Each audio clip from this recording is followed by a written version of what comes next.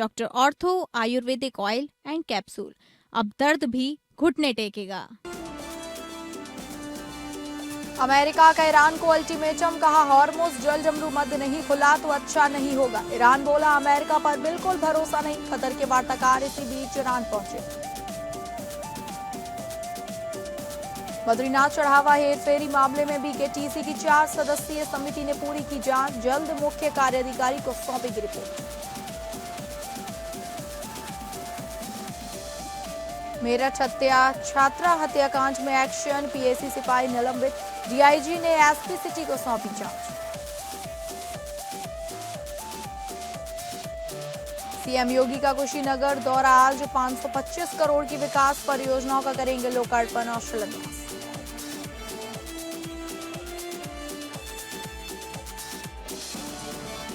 नमस्कार, आप सभी का बहुत स्वागत है और मैं हूं आपके साथ अंकिता सिंह। शुरुआत करेंगे बुलेटिन की। बड़ी खबर आ रही है जो आपको बता दें, अमेरिका के ईरान को अल्टीमेटम, हॉर्मुज जलजमरू मध्य नहीं खुला तो अच्छा नहीं होगा, बोला अमेरिका। ईरान ने बोला कि अमेरिका पर बिल्कुल भरोसा नहीं। कतर के वार्ताकार इसी बीच ईरान पहुंच गए हैं। अमेरिका ने ईरान को अल्टीमेटम देते हुए कहा कि ईरान वाणिज्यिक जहाजों के लिए हॉर्मुज को खोले और जहाजों पर हमले बंद करे। अमेरिका ने चेतावनी देते हुए कहा कि अगर ईरान ने ऐसा नहीं किया तो इसका परिणाम अच्छा नहीं होगा। यह चेतावनी ऐसे समय में दी गई है जब अमेरिका और ईरान एक दूसरे पर हवाई हमले कर रहे हैं। एक वरिष्ठ अधिकारी ने कहा कि वॉशिंगटन चाहता है कि ईरान एक सार्वजनिक बयान जारी करे कि हॉर्मुज जलजमरू मध्य सभी जहाजों के लिए खुला है और अब जहाजों पर हमले नहीं होंगे। साथ ही जहाजों पर कोई शुल्क भी नहीं लगाया जाएगा। अमेरिका ने साफ कहा कि अगर ऐसा नहीं किया गया तो ईरान के लिए अच्छा नहीं होगा। अमेरिका और ईरान के बीच तनाव एक बार फिर बढ़ता नजर आ रहा है। हाल ही में दोनों देशों के बीच हुए समझौते के बावजूद ईरान ने साफ कर दिया कि उसे अमेरिका पर बिल्कुल भरोसा नहीं है। ईरानी संसद अध्यक्ष मोहम्मद बागेर गालिबाफ ने कहा कि अगर अमेरिका ने समझौते से पीछे हटने या धोखा देने की कोशिश की तो ईरान पूरी ताकत के साथ जवाब देने के लिए तैयार है। वहीं अमेरिकी राष्ट्रपति डोनाल्ड ट्रंप ने भी सीज फायर को खत्म मानते हुए बातचीत को लेकर बड़ा बयान दिया है।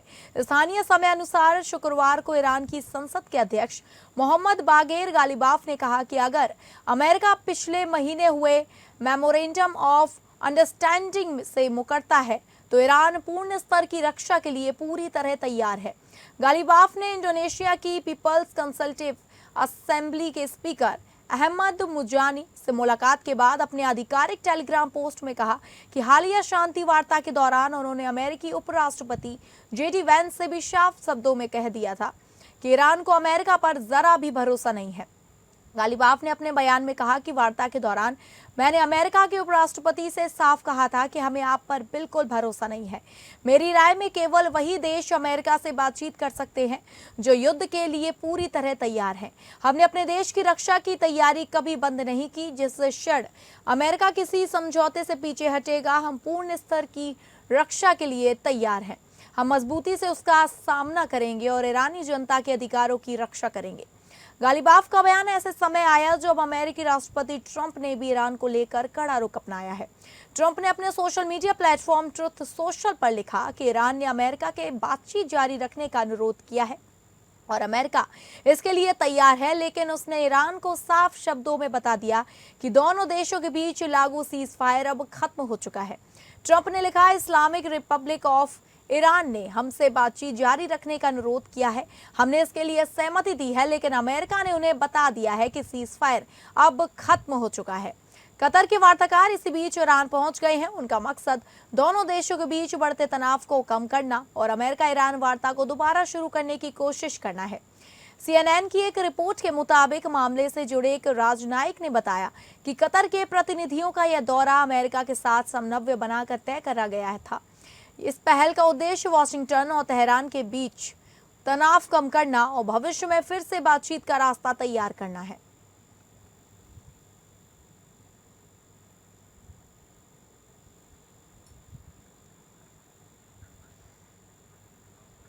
और अगली बड़ी खबर का रुख करेंगे मुख्यमंत्री योगी के दौरे को लेकर, जहां सीएम योगी का कुशीनगर दौरा आज। एक दिवसीय दौरे पर आज कुशीनगर आएंगे सीएम योगी। 525 करोड़ की विकास परियोजनाओं का करेंगे लोकार्पण और शिलान्यास। आपको बता दें, मुख्यमंत्री योगी आदित्यनाथ आज कुशीनगर के 1 दिवसीय दौरे पर रहेंगे। इस दौरान कुशीनगर में लगभग 525 करोड़ रुपए की विभिन्न विकास परियोजनाओं का लोकार्पण और शिलान्यास करेंगे।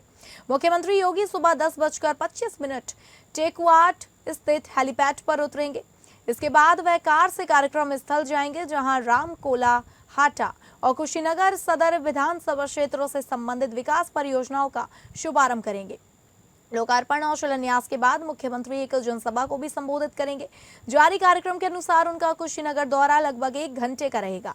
कार्यक्रम समाप्त होने के बाद मुख्यमंत्री 11:30 बजे कार्यक्रम स्थल के कार द्वारा टेकुआटार हेलीपैड के लिए रवाना होंगे और 11:35 पर राजकीय हेलीकॉप्टर से गोरखपुर के लिए प्रस्थान कर जाएंगे।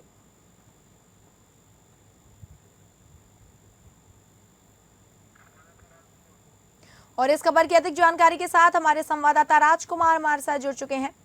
राजकुमार, आज सीएम योगी का कुशीनगर दौरा है और वो 525 करोड़ रुपए की शिलान्यास करेंगे, लोकार्पण करेंगे। विकास की ओर आगे बढ़ता हुआ कुशीनगर लगातार सीएम योगी दौरा कर रहे हैं। ये काफी अच्छी बात है कुशीनगर के लिए आने वाले समय में। बिल्कुल, कुशीनगर खास करके कुशीनगर विधानसभा, हाटा विधानसभा और रामकोला विधानसभा को एक बड़ी सौगात मिलने जा रही है सीएम योगी आदित्यनाथ, जो कि अब कुछ ही क्षण में यहाँ टेकुआटार के एक इंटरमीडिएट कॉलेज के खेल मैदान में पहुंचेंगे, जहां वो 525 करोड़ की लागत से 464 परियोजनाओं को लोकार्पण और शिलान्यास करेंगे। आपको बता दें कि कुशीनगर विधानसभा की करीब 251 करोड़ की और हाटा विधानसभा की करीब 161 करोड़ की, रामकोला विधानसभा की 111 करोड़ की परियोजनाएं शामिल हैं, जिनका लोकार्पण और शिलान्यास करेंगे। इसके अलावा सीएम योगी के हाथों से जो विभिन्न योजनाओं के लाभार्थी हैं, उनमें जो विभिन्न कार्ड वितरित किए जाएंगे, जनसभा को संबोधित करेंगे। हालांकि बता दें कि वर्तमान में यहाँ पर बूंदाबांदी जरूर हो रही थी, जिसके चलते प्रशासन पूरी तरीके से कोई व्यवस्था में चूक न हो, पूरी तरह से मुस्तैद है और कार्यक्रम को अंतिम रूप दिया जा चुका है। बस अब सीएम के आगमन का इंतजार है। यहाँ पर जनसभा भी आ चुका है, तो निश्चित तौर पर एक बड़ा जो सभा है वो सीएम योगी का यहाँ पर होने जा रहा है। ठीक है राजकुमार, आपका धन्यवाद जानकारी साझा करने के लिए। तो आपको बता दें, मुख्यमंत्री योगी आज कुशीनगर जाएंगे और कई विकास परियोजनाओं का शुभारंभ भी करेंगे। और अगली बड़ी खबर का रुख करेंगे, जहां मेरठ छात्रा हत्याकांड में एक्शन, पीएसी सिपाही निलंबित, डीआईजी ने एसपी सिटी को सौंपी जांच। उत्तर प्रदेश के मेरठ में दलित छात्रा की हत्या के मामले में बड़ी कार्रवाई करते हुए मुख्य आरोपी अंकुश चौधरी के भाई और 24वीं वाहिनी पीएसी मुरादाबाद में तैनात कांस्टेबल अंकित को निलंबित कर दिया गया है। इस पूरे प्रकरण की जांच एसपी सिटी विनायक गोपाल भोसले को सौंपी गई है। साथ ही डीआईजी कलानिधि नैथानी ने मामले के सभी तकनीकी साक्ष्यों का गहन विश्लेषण कराने और आवश्यक विधिक राय लेने के निर्देश दिए हैं। 17 मई को रोहटा थाना क्षेत्र में अनुसूचित जाति की छात्रा का शव बरामद हुआ था। जांच के दौरान पुलिस ने मुख्य आरोपी अंकुश चौधरी को गिरफ्तार कर जेल भेज दिया था, लेकिन पीड़ित परिवार लगातार अन्य आरोपियों की गिरफ्तारी और निष्पक्ष कार्रवाई की मांग कर रहा था। बुधवार को इसी मामले को लेकर कलेक्ट्रेट परिसर के बाहर पीड़ित परिवार और बड़ी संख्या में समर्थकों ने जोरदार प्रदर्शन किया। प्रदर्शनकारियों ने मुख्य आरोपी के भाई पीएसी कांस्टेबल अंकित और उसकी मां की गिरफ्तारी, 2 अन्य आरोपियों को जल्द गिरफ्तार करने, मामले में दुष्कर्म की धाराएं जोड़ने और विवेचना में कथित लापरवाही बरतने वाले पुलिसकर्मियों के खिलाफ कार्रवाई की मांग उठाई। प्रदर्शन के दौरान लोग कलेक्ट्रेट गेट के बाहर सड़क पर धरने पर बैठे रहे, जिससे प्रशासन को अतिरिक्त पुलिस बल तैनात करना पड़ा। प्रदर्शन के बाद डीआईजी कलानिधि नैथानी ने पूरे घटनाक्रम को गंभीरता से लिया और 24वीं वाहिनी पीएसी के अधिकारियों से बातचीत की। इसके बाद कांस्टेबल अंकित के खिलाफ विभागीय कार्रवाई करते हुए उसे तत्काल प्रभाव से निलंबित कर दिया गया। पुलिस जांच में यह भी सामने आया कि घटना के बाद अंकित ने पीड़ित परिवार से मुलाकात कर उनके साथ होने का भरोसा दिलाया था।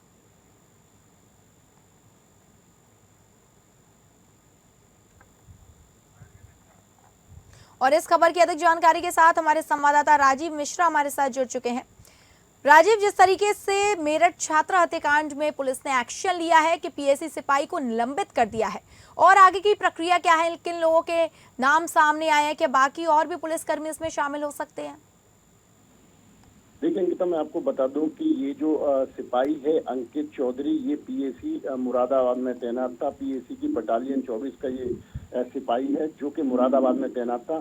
परिवार की बात माने तो परिवार का कहना ये है कि अंकित जिस समय ये घटना हुई, ये ललिता हत्याकांड जब हुआ, उस समय अपनी ड्यूटी पे था। इस पर आरोपी जो विपक्ष आरोप लगा रहा है वो ये लगा रहा है कि जो इसका मुख्य जो आरोपी है इस केस का अंकुश चौधरी, वो इसका चचेरा भाई है और उस भाई को जेल में मदद पहुंचाने का ये कार्य कर रहा था। इसी प्रकरण को डीआईजी कलादीन नैथानी ने एक्शन के रूप में देखा है और उन्होंने एक पत्र पीएसी को लिखा है और जिसमें अंकित को पीएसी ने निलंबित कर दिया और इसकी खुद पुष्टि डीआईजी मीरठ कलादीन नैथानी ने करी है। इस पूरे प्रकरण की जो जांच है वो हाई लेवल की जांच हो रही है और इस जो प्रकरण की जो पूरी जांच है वो एसपी सिटी विनायक गोपाल को सौंपी गई है और इसलिए ये सौंपी गई है ताकि वो निष्पक्ष जांच करा सकें।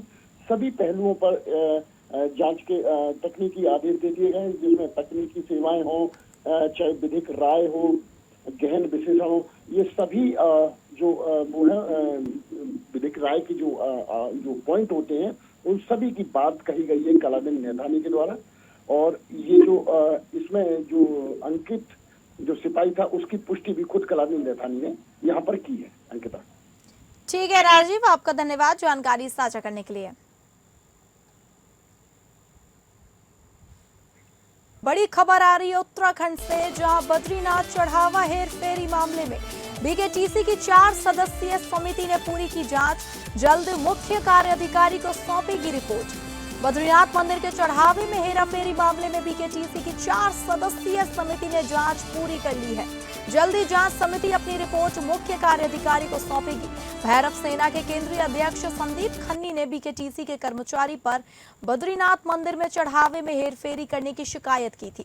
इस गंभीरता से लेते हुए बीकेटीसी ने जांच के लिए 4 सदस्यीय समिति का गठन किया। समिति की प्रारंभिक जांच पर बीकेटीसी ने वैयक्तिक सहायक प्रमोद नौटियाल को गणना ड्यूटी व प्रोटोकॉल की जिम्मेदारी से बाहर किया। जांच आगे बढ़ने पर सीसीटीवी फुटेज के आधार पर नौटियाल को निलंबित कर दिया गया। समिति ने 1 हफ्ते तक बद्रीनाथ में चढ़ावे में हुई हेरफेरी की जांच की। टीम की ओर से सीसीटीवी फुटेज, गणना कक्ष में कर्मचारियों की तैनाती के साथ ही हर पहलू की जांच की गई। शुक्रवार को समिति ने अपनी जांच पूरी कर ली है और जल्द ही समिति अपनी रिपोर्ट बीकेटीसी को सौंपेगी। बीकेटीसी के सीईओ सोहन सिंह रांगड़ ने जांच पूरी होने की पुष्टि की है। उन्होंने कहा, जांच समिति की रिपोर्ट अभी प्राप्त नहीं हुई है। दरअसल बद्रीनाथ धाम में दान की राशि गिनने के लिए मंदिर कर्मचारियों को लगाया जाता है। दान पात्रों में डाली गई राशि को मंदिर कर्मचारियों के सामने खाली किया जाता है। सीसीटीवी व मंदिर के वरिष्ठ अधिकारियों की निगरानी में होने वाली गिनती के बाद राशि वहीं पर मौजूद बैंक कर्मचारी के सुपुर्द कर दी जाती है। बैंक कर्मचारी इस राशि की दोबारा गिनती कर उसे जमा कराता है। इस पूरी प्रक्रिया में मौके पर मौजूद कुछ श्रद्धालुओं को भी शामिल करने की बात सामने आई है, जो कि स्वैच्छिक होता है। उनका रिकॉर्ड भी मंदिर समिति के पास मौजूद होता है। धनराशि को गिनती के बाद सीधे बैंक और वस्तुओं को मंदिर समिति के खजाने में जमा किया जाता है। ये प्रक्रिया 2 से 3 के अंदर होती रहती है।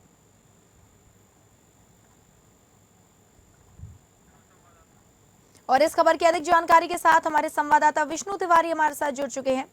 विष्णु, बीकेटीसी की 4 सदस्यीय समिति ने जांच पूरी कर ली है और बहुत जल्द सौंपेगी, कार्य अधिकारी को पूरी रिपोर्ट भी सौंप देगी। उसके बाद क्या लगता है, क्या उधर से जवाब आ सकता है, आगे की प्रक्रिया क्या हो सकती है? सामने ऐसा है कि इसमें तो प्रथम दृष्टिया तो उसके जो प्रमोद नौटियाल जो था कर्मचारी, उस पर जो यहाँ पे सीसीटीवी फुटेज थे उससे वो साबित हो गया है कि वहाँ पर निरंतर चोरी कर रहा था वो। क्योंकि सीसी फुटेज में भी पता लग गया है कि वो थाली के नीचे जो गणना थाली थी, थाली के नीचे नोट की गड्डियां लेके जा रहा था, तो उसकी पुष्टि हो गई है। और अभी जो भी इसमें जांच होगी उसमें तो उसकी कार्रवाई हो रही है। वो हाई कोर्ट के स्टे के लिए भी चला गया है, लेकिन अभी उसको वहाँ पर उसने एप्लीकेशन लगाई हुई है, लेकिन अभी उसको कोई राहत नहीं मिली है।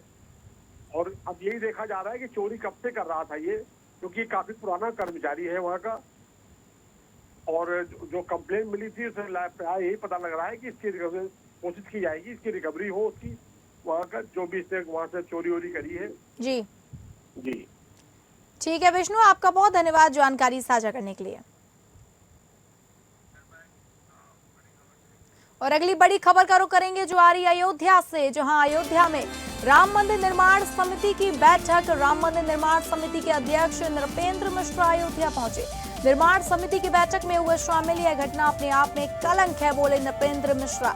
हम सभी स्वयं को छोटा महसूस कर रहे हैं, बोले नृपेंद्र मिश्रा। उम्मीद है कि व्यवस्थाओं में सुधार होगा, भविष्य में ऐसी पुनरावृत्ति नहीं होगी।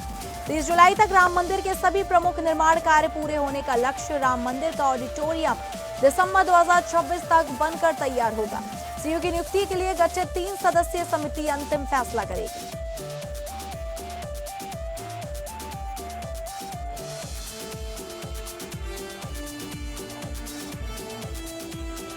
तो आपको बता दें कि राम मंदिर निर्माण समिति की बैठक हुई अयोध्या में और राम मंदिर निर्माण समिति के अध्यक्ष नृपेंद्र मिश्रा अयोध्या पहुंचे हैं।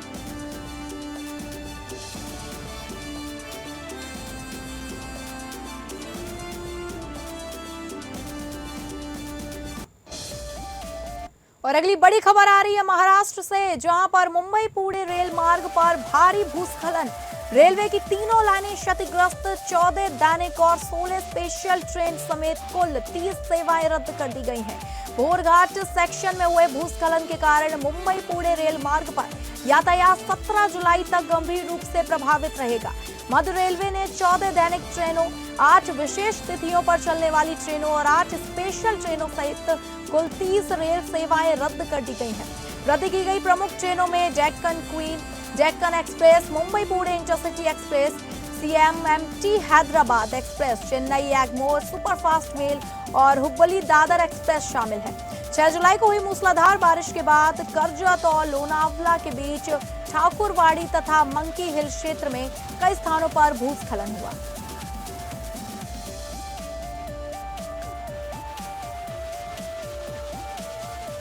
तो आपको बता दें कि मूसलाधार बारिश के कारण कई ट्रेनों को रद्द कर दिया गया है।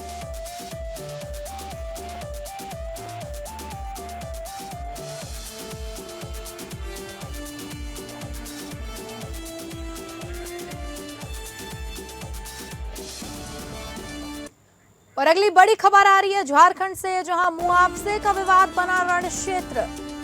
पलामू राजमार्ग 39 पर स्थित निर्माणाधीन फ्लाईओवर का जमीन मुआवजे का विवाद। फ्लाईओवर साइट पर पुलिस ग्रामीण आमने सामने। ग्रामीणों ने जमकर किया पथराव में जैप जवान गंभीर रूप से घायल हो गया है।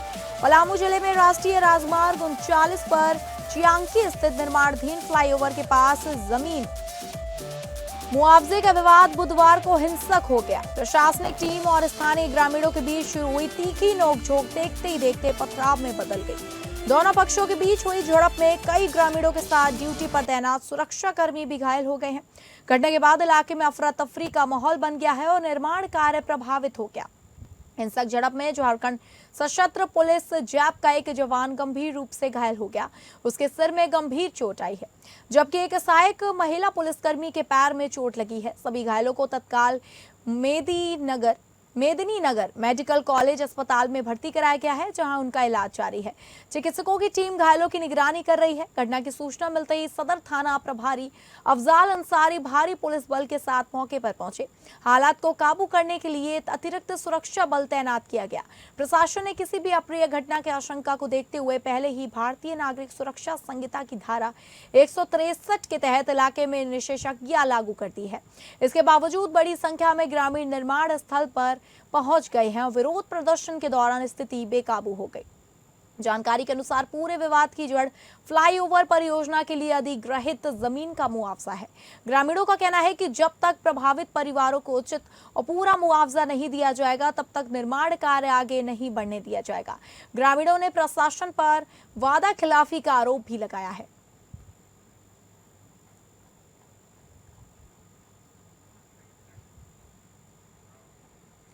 तो फिलहाल इस बुलेटिन में इतना ही। नमस्कार।